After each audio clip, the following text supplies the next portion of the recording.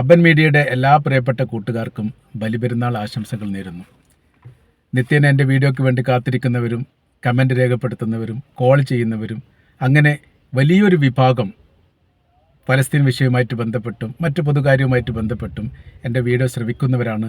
അവരെല്ലാവരെയും തീർച്ചയായിട്ടും അംഗീകരിക്കുന്നു. അവരുടെ അഭിപ്രായം വളരെ വിലപ്പെട്ടതാണ്. നിങ്ങളെന്നെ ചേർത്ത് പിടിച്ചതിന് ഹൃദയപൂർവ്വം നിങ്ങൾക്ക് നന്ദി രേഖപ്പെടുത്തുകയാണ്. ഇപ്പോൾ ബലിപെരുന്നാളുമായിട്ട് ബന്ധപ്പെട്ട് കക്കാണ്ടംപൊയിൽ എന്നൊരു ദേശത്തേക്ക് വന്നതോടനുബന്ധിച്ച് ആ ഭാഗത്ത് വെച്ചിട്ടാണ് ഈ വീഡിയോ ചെയ്യുന്നത്. ഇന്ന് സത്യത്തിൽ വീഡിയോ ചെയ്യണമെന്ന് കരുതിയതല്ല, പക്ഷേ ഇപ്പോൾ ഗസയിൽ നടക്കുന്നത് നിലവിലെ സാഹചര്യത്തിൽ നടക്കാൻ പാടില്ലാത്ത സംഭവങ്ങൾ നടക്കുന്നു. തീർച്ചയായിട്ടും എൻ്റെ പ്രേക്ഷകർ അത് അറിയേണ്ടതുണ്ട്. നമ്മൾ അറിയുന്ന കാര്യങ്ങൾ അറിയിക്കുക എന്നുള്ളത് കടമയാണ്. ആ പ്രവൃത്തിയാണ് സാധാരണഗതിയിൽ ഞാൻ ചെയ്യാറുള്ളത്. നമുക്ക് കിട്ടുന്ന ലഭ്യമാകുന്ന അറിവുകൾ എന്ന് പറഞ്ഞാൽ അന്താരാഷ്ട്ര തലത്തിൽ വരുന്ന വ്യത്യസ്തമായിരിക്കുന്ന റിപ്പോർട്ടുകൾ BBC പോലെ, റോയിറ്റേഴ്സ് പോലെ, അൽ ജസീറ പോലെയുള്ള മാധ്യമങ്ങളിൽ വിദേശ രാജ്യവുമായിട്ട് ബന്ധപ്പെട്ട് വരുന്ന പ്രധാനമായിരിക്കുന്ന റിപ്പോർട്ടുകളൊക്കെ ക്രോഡീകരിക്കുന്നു. എന്നാൽ അത് അതേ സമയത്ത് തന്നെ ചിലപ്പം നമുക്ക് പോസ്റ്റ് ചെയ്യാൻ പറ്റാറില്ല. മറ്റ് ജോലിയുടെ ഇടയിലാണ് ഞാൻ ഇത്തരം കാര്യങ്ങളൊക്കെ ചെയ്യാറുള്ളത്. അതുകൊണ്ട് ചിലതൊക്കെ വൈകി പോവാറുണ്ട്, സ്വാഭാവികം. ചിലപ്പം വീഡിയോ എടുത്തു വെച്ചിട്ട് അത് പോസ്റ്റ് ചെയ്യാൻ ഡിലേ വരാറുണ്ട്, അങ്ങനെ ഉണ്ടാവാറുണ്ട്. അപ്പോൾ കമൻറ്റുകളൊക്കെ നോക്കുന്ന സമയത്ത് ഇതിൻ്റെ മുമ്പ് 4 ദിവസം മുമ്പ് കേട്ടതാണ്, 2 ദിവസം മുമ്പ് കേട്ടതാണ്, ഇത് ഇന്നലെ അറിഞ്ഞാണ് എന്നൊക്കെ കമൻറ്റുകളൊക്കെ വരാറുണ്ട്. സ്വാഭാവികം, എല്ലാ കമൻറ്റുകളും നമ്മൾ സ്വീകരിക്കുന്നു. വിമർശനവും കമൻറ്റുകളായിട്ട് തന്നെ സ്വീകരിക്കപ്പെടുക എന്നുള്ളത് തീർച്ചയായിട്ടും നമ്മുടെ കടമയാണ്, നമ്മളത് ചെയ്യാറുണ്ട്. പിന്നെ ഇത് ഞാൻ ഇന്നലെ അറിഞ്ഞു, മെന്നാതെ അറിഞ്ഞു എന്നൊക്കെ പറഞ്ഞിട്ട് വരും. അതറിയാത്തവരുമുണ്ട്. അറിയാത്തവരിലേക്കാണ് നമ്മൾ ഈ സന്ദേശം എത്തിക്കുന്നത്. അപ്പോൾ അതിൻ്റെ രീതിയിൽ ഉൾക്കൊള്ളണം എന്നാണ്. എന്താണിപ്പോൾ ഗസയിൽ നടക്കുന്ന സംഭവം? വളരെ രൂക്ഷമാണ്, വളരെ ഗൗരവമാണ്. ഭിന്നിപ്പിച്ച് ഭരിക്കുക എന്നൊരു തന്ത്രമാണ് യഥാർത്ഥത്തിൽ ഇസ്രായേൽ ഇപ്പോൾ ഗസയിൽ പ്രയോഗിക്കുന്നത്. മുമ്പ് ആ പ്രയോഗം നടത്തിയത് ബ്രിട്ടീഷുകാർ ഇന്ത്യയിലാണ്. ഹിന്ദു മുസ്ലിം കലാപവുമായി ബന്ധപ്പെട്ടും പ്രശ്നങ്ങളുമായിട്ട് ബന്ധപ്പെട്ട കാര്യങ്ങളെല്ലാം യഥാർത്ഥത്തിൽ ബ്രിട്ടൻ്റെ ബുദ്ധിയായിരുന്നു. ബ്രിട്ടനാണ് ഈ വിഷയം ആദ്യമായി പ്രയോഗിക്കപ്പെട്ടത്.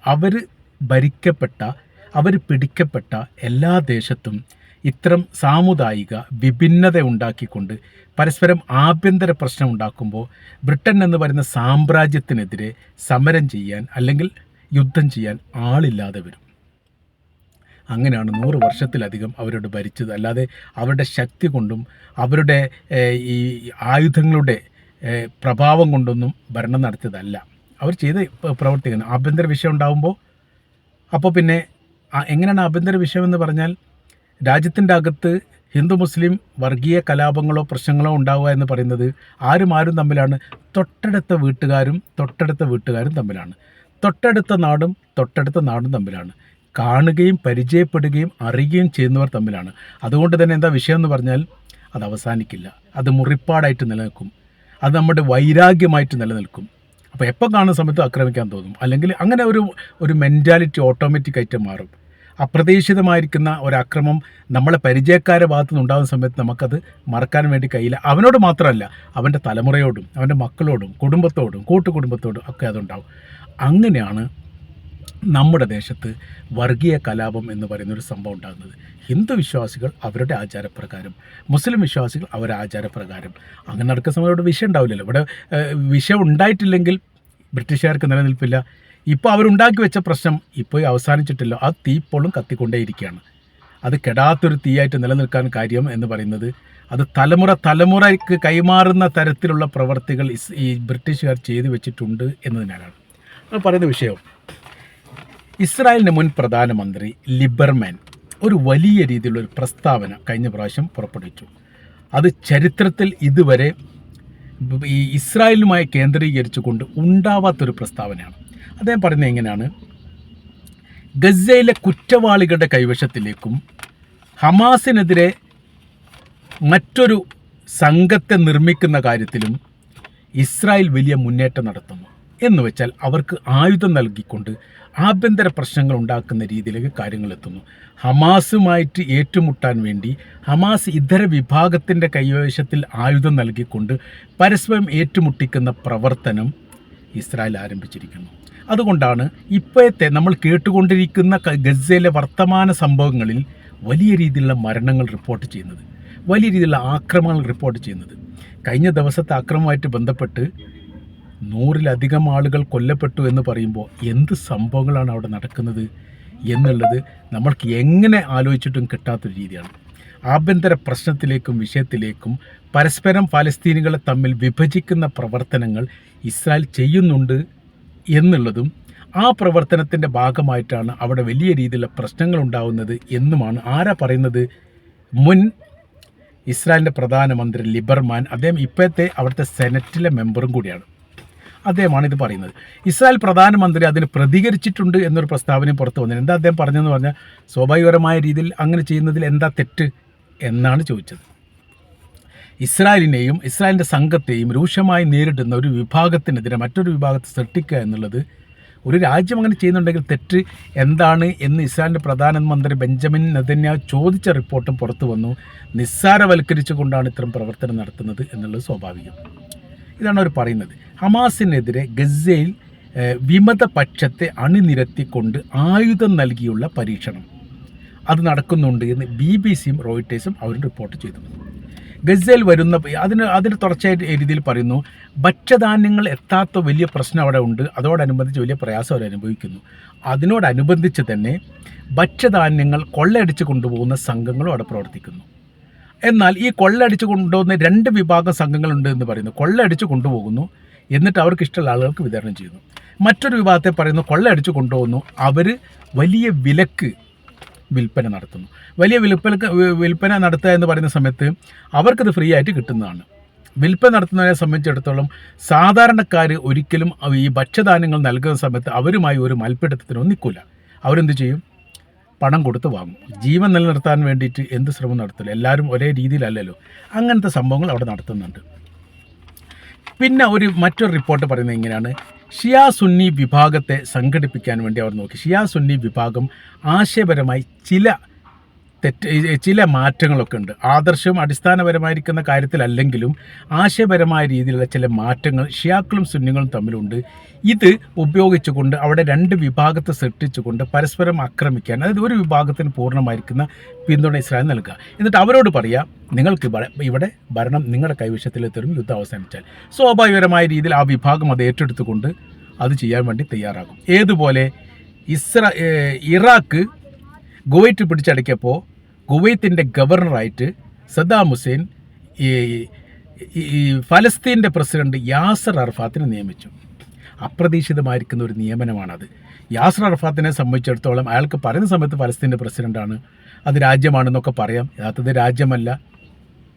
ഒരു രാജ്യത്തിൻ്റെ ഒരു ക്രെഡിബിലിറ്റിയും ആ പ്രദേശത്തിനില്ല എന്നുള്ളത് അറിയാം. നേരെ മറിച്ച് കുവൈത്തിനെ സംബന്ധിച്ചിടത്തോളം സമ്പന്ന രാജ്യമാണ്, ലോകം അംഗീകരിക്കപ്പെട്ടതാണ്. ഗവർണർ എന്ന് പറയുന്ന സമയത്ത് ആ രാജ്യത്തിൻ്റെ പൂർണ്ണമായിരിക്കുന്ന ഭരണാധികാരി എന്ന് തന്നെയാണ് അർത്ഥം. അത് കിട്ടുന്ന സമയത്ത് ഫലസ്തീന് വേണ്ടിയിട്ട് അറബ് രാജ്യങ്ങൾ ചെയ്തിരിക്കുന്ന എല്ലാ സഹായങ്ങളും ഒരു സുപ്രഭാതത്തിൽ യാസർ അറഫാത്ത് മറന്നുപോയി. അങ്ങനെ അവർ എന്ത് ചെയ്തു? സദ്ദാമിനോടൊപ്പം അല്ലെങ്കിൽ ഇറാഖിനോടൊപ്പം ചേർന്നു. പക്ഷേ ഇറാഖ് പിടിച്ചെടുക്കുക നമുക്കറിയാമല്ലോ. അപ്പോൾ ചില സംഭവങ്ങൾ വരുന്ന സമയത്ത് അപ്രതീക്ഷിതമായ അപ്പോഴത്തെ സാഹചര്യം നോക്കിയിട്ട് എന്ത് ചെയ്യും? അതിന് പിന്തുണ നൽകും. അതിന് ഷിയ സുന്നി വിഭാഗത്തെ സംഘടിപ്പിക്കാൻ വേണ്ടിയിട്ടൊക്കെ നോക്കി. അപ്പോൾ അതിൽ അവർ പരാജയപ്പെടാനുള്ള കാരണം ഷിയാക്കൾ അവിടെ ഇല്ല. വിരലെണ്ണാവുന്ന ഷിയാക്കളുള്ള ഒറ്റപ്പെട്ട ഷിയാക്കൾ, സുന്നി ആശയക്കാരാണ് ഫലസ്തീനികൾ. അതുകൊണ്ട് എന്ത് ഉണ്ടാക്കാൻ വേണ്ടി പറ്റില്ല? ഷിയ സുന്നി പ്രശ്നങ്ങൾ അവിടെ ഉണ്ടാക്കാൻ വേണ്ടി പറ്റില്ല. പിന്നീട് സലഫി സുന്നി വിഷയം, അതായത് മുജാഹിദ് വിഭാഗത്താണ് സലഫി എന്ന് പറയുന്നത്. സലഫി സുന്നി വിഷയം ഉണ്ടാക്കാനുള്ള ശ്രമങ്ങൾ നടത്തി, അതിലും പരാജയപ്പെടുത്തു. അവിടെ സലഫികളില്ല. സലഫി എന്ന മുജാഹിദ് ആശയം അങ്ങനെ തോന്നുന്ന ആശയക്കാർ വളരെ കുറവാണ്. അതൊരു 5, 10 അല്ലെ 10, 100 പേരുണ്ടെങ്കിൽ അവർക്കൊന്നും ചെയ്യാൻ വേണ്ടി പറ്റില്ല. ഒരു രാജ്യവുമായിട്ട് ബന്ധപ്പെടുന്ന സമയത്ത് ബഹുഭൂരിപക്ഷം അതിലുണ്ടാവണം, അല്ലെങ്കിൽ ഒരു 20-25% ജനസംഖ്യയിലുണ്ടാവണം. അങ്ങനെ ആ സമയത്ത് മാത്രമേ ഒരു അട്ടിമറി പോലെയുള്ള വിഷയത്തിലേക്കൊക്കെ എത്തിക്കാൻ വേണ്ടി സാധിക്കൂ. അത് അങ്ങനെ സാധിച്ചിട്ടില്ല. പിന്നെ നമ്മൾ പറഞ്ഞ ഈ ഭക്ഷണ വിതരണവുമായിട്ട് ബന്ധപ്പെടുന്ന വിഷയം, ഭക്ഷ്യവിതരണവുമായിട്ട് ബന്ധപ്പെട്ട വിഷയത്തിൽ അത് ഹമാസ് തടയുന്നു എന്ന ഒരഭിപ്രായം ഇസ്രായേൽ പറഞ്ഞു. അഭിപ്രായമല്ല ഞങ്ങൾ പറയുന്നത്, അത് യാഥാർത്ഥ്യമാണ്. റഫേഡ് അതിർത്തി കടന്നുകൊണ്ട് ട്രെയിലറിലൂടെ വാഹനങ്ങൾ ഗസയിലേക്ക് എത്തുന്ന സമയത്ത് അവിടെ വെച്ച് ഒറ്റപ്പെട്ട പ്രദേശത്ത് വെച്ചിട്ട് എന്ത് ചെയ്യുന്നു? ഹമാസ് ഇത് തടയുന്നു. അഥവാ ഭക്ഷണ വിതരണം അവിടെ നടത്താൻ പാടില്ല. അങ്ങനെ മരണപ്പെടുന്ന സമയത്ത്, അവിടെ ആളുകൾ ഫലസ്തീനികൾ മരണപ്പെടുന്ന സമയത്ത് കൂടുതൽ ശ്രദ്ധ ലോകം ഇതിലേക്ക് ആകർഷിക്കപ്പെടും എന്നാണ് അവിടെ ഹമാസ് ഉദ്ദേശിക്കുന്നത് എന്ന് ഇസ്രായേൽ പറയുന്നു. എന്നാൽ ഭക്ഷണം കടത്തിവിടാതെ എങ്ങനെയാണ് തടയാൻ പറ്റുക എന്ന് ഹമാസ് ചോദിച്ച ഒരു റിപ്പോർട്ട് അറേബ്യൻ മീഡിയയിലൊക്കെ കാണാൻ വേണ്ടി സാധിക്കുന്നു. ഭക്ഷണത്തിന് അവർ ഭക്ഷണം തടയണമെങ്കിൽ ഭക്ഷണം കടത്തിവിടണ്ടേ? 23 ലക്ഷത്തോളം ഫലസ്തീനുകൾ ജീവിക്കുന്ന ഒരു പ്രദേശമാണ് ഗസ എന്ന് പറയുന്നത്.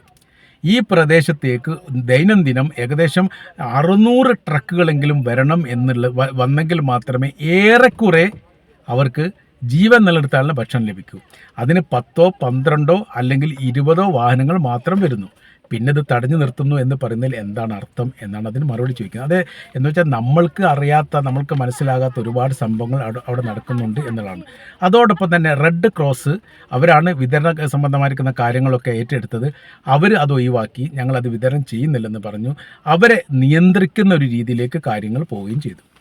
അപ്പോൾ സഹായ വിതരണം മരണക്കെണിയായി മാറിയിരിക്കുന്നു എന്നുള്ളതാണ് UN സഭയുടെ പ്രതിനിധി വിഷയമായിട്ട് ബന്ധപ്പെട്ട് പറഞ്ഞത്.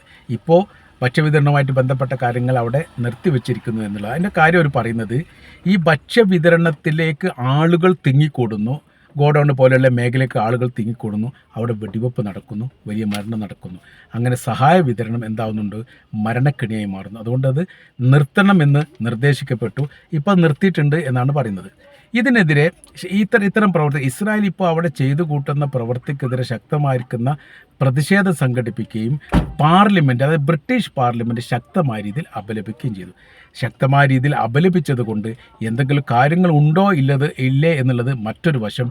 അങ്ങനെ ഒരു അപലപനീയം അവിടെ നടന്നിട്ടുണ്ട് എന്നുള്ളതാണ് മനസ്സിലാക്കാൻ വേണ്ടി പറ്റുന്നത്. അപ്പോൾ യഥാർത്ഥത്തിൽ ഇപ്പോൾ നടക്കുന്ന സംഭവം എന്ന് പറയുന്നത്, ബ്രിട്ടീഷുകാർ ചെയ്ത അതേ പ്രവൃത്തിയിൽ ഗസയെ വിഭജിച്ചുകൊണ്ട് ജനങ്ങളെ 2 ഭാഗമാക്കി മാറ്റിയിട്ട് അവിടെ പരസ്പരം ഭിന്നിപ്പിച്ച് ഭരിക്കുന്ന ഒരു സംവിധാനം ഉണ്ടാക്കുകയാണ്. അതിലൂടെ കുറച്ചുകൂടി ഈ മേഖലയിൽ നിയന്ത്രണം പിടിച്ചെടുക്കുക എന്നുള്ളതാണ് യഥാർത്ഥത്തിൽ ഇസ്രായേൽ ഉദ്ദേശിക്കുന്നത് എന്നാണ് നമ്മൾക്ക് മനസ്സിലാക്കാൻ വേണ്ടിയിട്ട് സാധിക്കുന്നത്.